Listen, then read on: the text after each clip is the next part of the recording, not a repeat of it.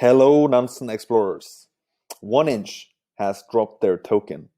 And in this video, we're going to take a look at what people are actually doing with their 1inch tokens. Because might want to know, should you sell it? Should you stake it? Should you provide liquidity for it? What should you be doing? So in this video, we're going to take a look at what other people are doing, and notably the largest holders of the 1inch token. What are they doing with their tokens? So we're going to start with token God mode, which is typically where you start with most analyses looking at tokens in Nansen. So you can either go to token God mode and just punch in 1inch there, or you can do what I've done here and enter token symbol equals 1inch. And that'll show you token God mode for the 1inch token. And some of these charts are not that interesting because we don't have a lot of history for them yet. For example, how much of the tokens are on exchanges. So we're going to scroll right down to top balances to see the top holding addresses of the 1inch token. And so we're going to look at three things specifically here, which you can basically use this table for, and you can drill down. You can first of all understand who are the top claimers in the airdrop. So who's received the most 1inch tokens from the airdrop into their wallet. That's one click away from this table. Number two, we're going to look at who's staking the tokens in the 1inch governance contract, or the DAO, if you will. And number three, we're going to look at who is providing liquidity to the different 1inch pools. Okay, so let's start with the airdrop itself. The second biggest holder of 1inch tokens is the distributor. So this is the Merkle distributor contract, the one that actually lets you claim tokens from the airdrop. And you can see that it received 90 million tokens and it has sent out 68 million. So it looks like most of the tokens have already been claimed, but there's still some left, namely 21 million left to be claimed. But you can, for example, right away, see something interesting there with regards to how much has been claimed already. But what we're going to do is scroll to the right because we want to look at the recipients of tokens from this address. This is very useful for distribution addresses and distribution contracts. Airdrops will be one example, an ICO could be another one, or a yield farm could be a third one. So let's click recipients, and this is going to bring up a new dashboard called top recipients. And this shows the addresses that have received 1inch tokens from the 1inch distributor. And again, you can verify that the token balance of this address matches what we saw in the table. And this is loading up the top holding or the top addresses in receiving tokens. There's one here which received tons of tokens, and then there's a bunch of these other ones that have claimed. You see some ENS addresses like go.eth. You see a smart LP that received a lot of tokens, and indeed they might have been providing liquidity on Mooniswap to receive such a large amount of tokens. So indeed they were a smart LP now in hindsight. Detox Juice, this is the former ENS name of this address. The star indicates that they no longer hold this ENS, but they used to have it. You can click through and you can find some other ones. You see a bunch of token millionaires, which makes sense. Heavy DEX traders, elite DEX traders, more smart LPs. There's a reason why we call these smart LPs, right? They are making money, providing liquidity, and this is no exception. The sixth Wi-Fi farmer. So that's the sixth Wi-Fi farmer in time. So they were the sixth address to participate in Wi-Fi farming. You see, maybe my icon is blocking this, but you see Patricio Wartholter down here, who received 115,000. He's a well-known token investor. And yeah, you see a bunch of these. You can click through. There's the top 2,000 for you in this list. And you can drill down further and look at what they're doing with their tokens. So let's let's pick two of these. Let's look at the top one and the second one. Actually, let's do a third one. Let's do the smart LP as well. So we start with the big one. This is going to load up the wallet profiler for the 1-inch token. And, you can spend as much time as you want digging down into these different dashboards. It's easy to get a bit obsessed going down these rabbit holes, but let's just have a quick look at these three addresses. So this token millionaire received a bunch. Looks like they sent about 40% of that to Binance and about 12% to 1-inch. And then they sent the rest somewhere else to an unknown entity. Maybe we can try and sort this. You can see that they've actually received some tokens from the 1-inch. Actually, let's do it the other way around here.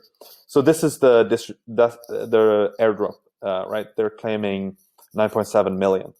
And then what do? They put some of it into the governance contract, but then they pulled it back out of the governance contract, and then they deposited a pretty large chunk there, and they sent some to their Binance deposit wallet. Then they put some more into the governance contract. Yeah. Bit weird that, they sent out to the governance contract, yeah. And then they were interacting with these different pools. So they seem to be doing kind of a variety of different things with their 1-inch tokens. I think actually the unknown bulk here represents the governance contract, which right now is not labeled as an entity, but it will be in about 12 hours from now when our next job runs for grabbing entities.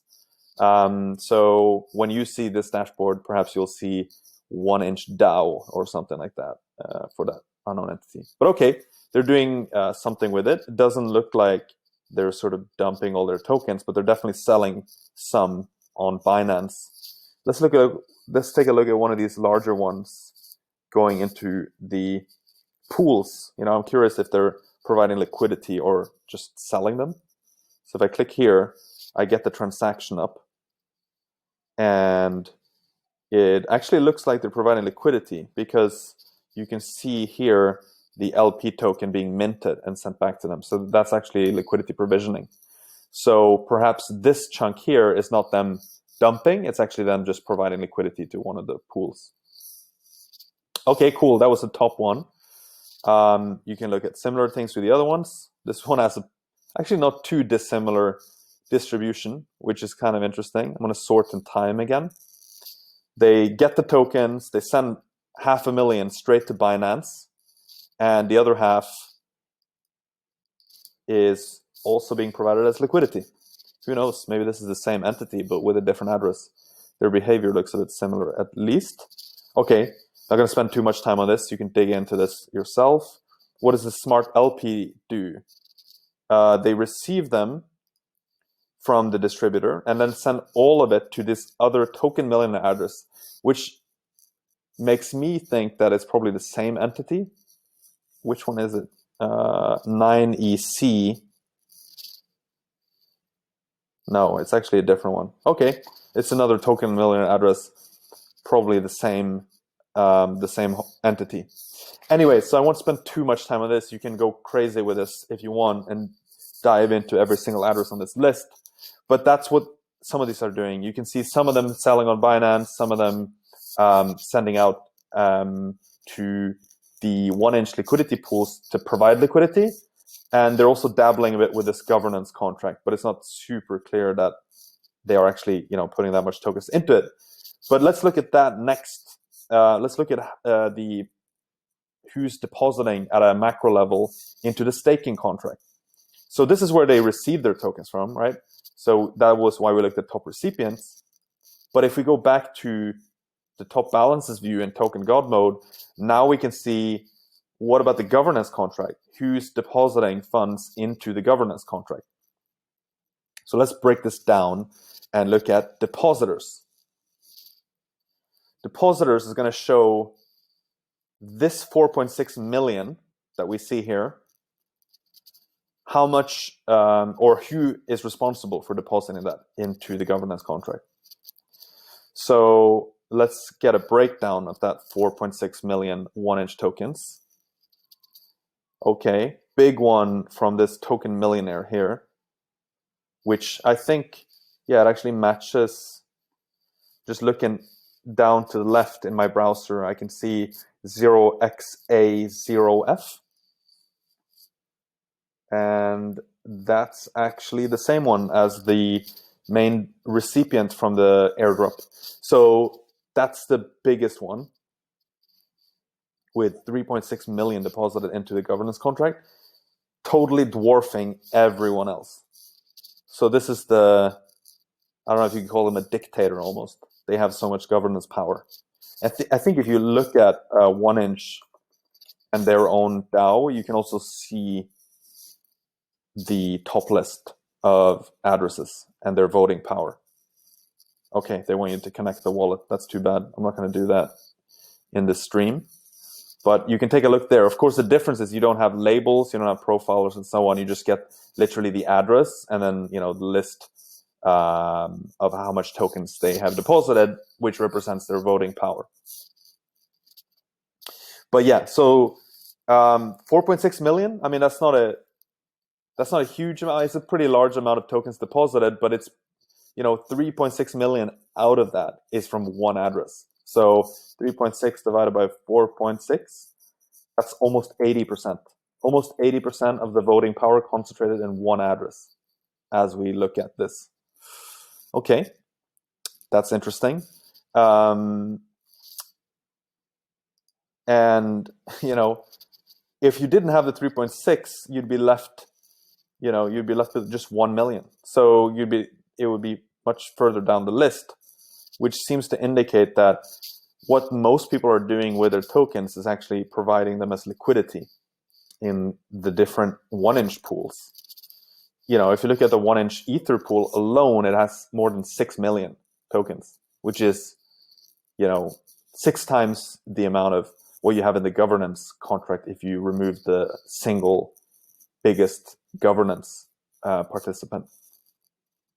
And then these other pools as well are pretty big. But let's break down the ETH pool.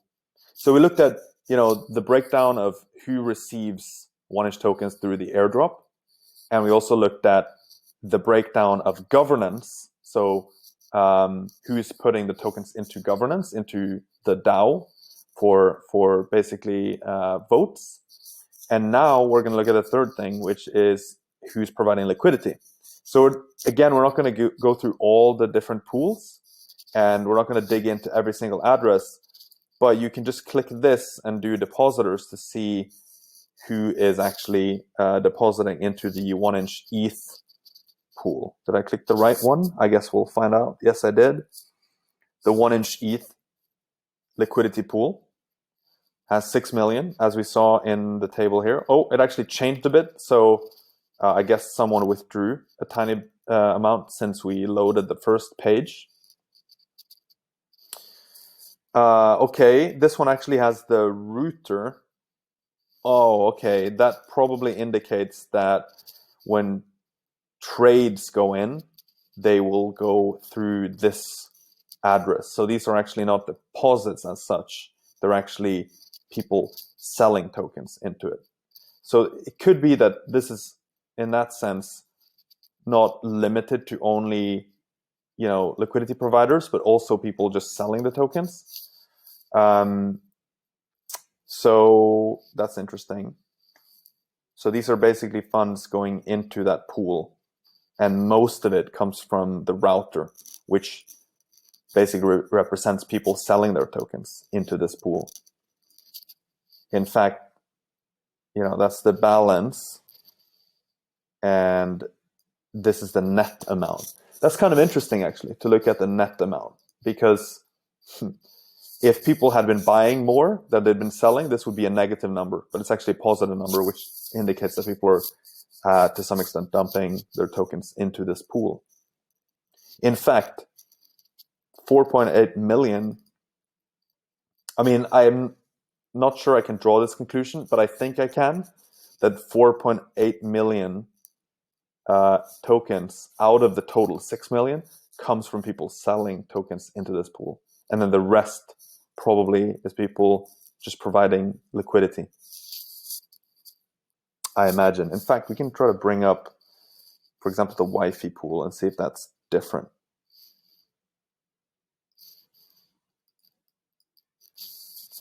This is just back to the 1-inch ETH though. You could also look at this one to get a breakdown. Not sure how interesting that would be. Well, it's going to show in the largest individual trades. So the router, I don't think, should have a positive balance. So that chart is not going to be very interesting. Yeah, it's practically zero. It's like a rounding error. Yeah, this is pretty cool though. You can see the incoming volume and the outgoing volume. Of course, most of it goes through 1-inch. Yeah, okay, this is good. So this is showing, I guess this is showing people selling, and then it goes through the router. So if you look at this top one here, that seems to be one address dumping 200,000 tokens into this pool. Let's see if I'm reading this correctly. Executed swap, yep, 200,000 for 317,000 USDT.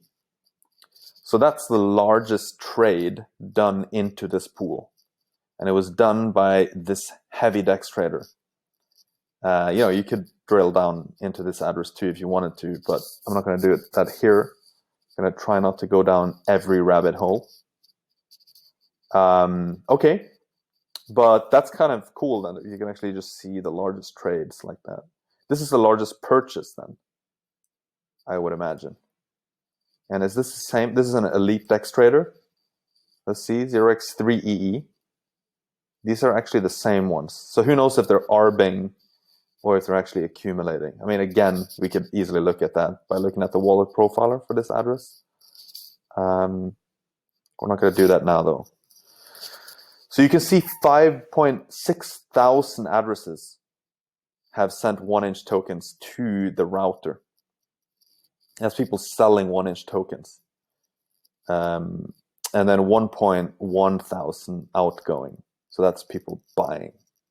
And that makes sense given that there was a massive airdrop now. So a lot of people are selling them. I don't think that's anything unusual. But it's interesting to note. Okay, where were we? Yeah, we were looking at this pool here. So the router itself is the top depositor. And then what I believe is that the other ones we see here are liquidity providers. But we can drill down on one of them. And this is going to show how this ETH millionaire has been interacting or has been using its 1-inch token. We know that some of it went into this pool, and I'm pretty sure that that means they were providing liquidity for that pool. Yeah, it's just one transaction actually, so this should be easy to answer right away. They received their tokens from the distributor, and then they went straight into the pool 13 minutes later. So they didn't take much time to think what to do with these tokens after claiming them. And indeed, they received this token here, the ETH 1-inch LP token. One thing we could do as well, you could grab the LP token itself and say, what did they do with the LP token? Did they stake that to receive more 1-inch? And so the way I do that is just, I go back to the wallet profile for token, but now I want to see, instead of the 1-inch token itself, oh, sorry, that was the wrong one. No, actually, I can't do that here because we don't have wallet profile for custom tokens. Okay, never mind. What you can do is you can try to figure out if these addresses that deposited 1-inch into a pool, when they receive their LP token, do they deposit that LP token into the rewards contract. So where they are actually getting more one inch tokens. And so that's a bonus thing. Now we're looking at a fourth thing here, going one level deeper. Let's look at the 1 inch farm, because that's where you put your LP tokens to get more 1 inch tokens out. So let's look at 1 inch ETH. That's this one, right? So you can also see who's been claiming from this. But I actually want to look at the people who have deposited their LP tokens into this. So, let's just let this load. We're kind of doing a lot of stuff in the same video here. So apologize the whirlwind tour. I'm going to try to summarize briefly at the end what we did, so you can, do similar things yourself. But you see people are already claiming 1 inch tokens from LPing. So some people are actually already making quite a bit of money off of this. I mean, not huge amounts, but thousands of dollars equivalent that they were claiming already. So, and there's obviously people who haven't claimed yet.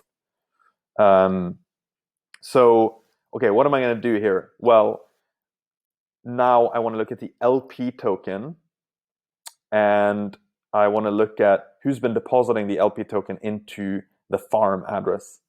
So we have the farm address here. I'm not going to do anything with this. I'm just going to grab the LP token address, which I got from, this earlier transaction I saw. And so I want to take this and I want to input that into the token address. And I've never done this before. So let's see if it actually does what I expect it to do. It has 18 decimals, so it should be all right. So what I believe is that we will see a bunch of addresses that have deposited the LP token into this farm. And indeed we do. And here you see them. There's actually a lot of these people, 1,600 addresses to be specific, that have deposited their LP tokens to farm more 1 inch tokens. And the top one, we don't have a profiler for this because it doesn't have any, we haven't added it to our whitelist of tokens. That's why there's no link there. But you could look at the Etherscan address there, 0xD85. Was that the same as the one we spotted earlier? Yes, it was actually. Yeah, okay. So it turns out, just to kind of tie the loose ends together here, this address, which is the largest LP in the 1 inch ETH pool, so it's this one, they're the largest LP. They took their LP tokens and staked it in the farm. And that's what you see here. So they are the biggest farmer in the 1 inch ETH pool. And, you can go back and you can do this with all the different farms here, if you want to understand, what people are actually doing with their LP tokens. There's no reason why you wouldn't farm really with this LP token. So I think it's fair to assume that if you see someone LPing, they should also be in the farm, but you can verify that if you want. And so, okay, what can we draw as conclusions from this high level? It seems to me, looking at this, that generally speaking, people are finding it more lucrative to be an LP because there's way more 1 inch tokens sitting in those pools. I mean, a lot of the tokens, to be fair, that are sitting in those pools were actually just sold into the pool. So, it's not crystal clear in that sense. We saw about 6 million here, but something like 4.8 million of those tokens were actually people selling the token into the pool, right? But the depositors, the other ones on the list here, they're effectively, LPing it and receiving 1 inch tokens in return from staking their LP tokens. So subtracting the 4.8 million from 6, about 1.2 million tokens that are provided as liquidity in this one single pool, which is more, it's still more than, what you saw in the governance contract if you take away that single biggest one, right?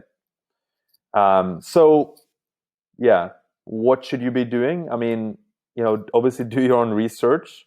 It seems like a lot of people are happy either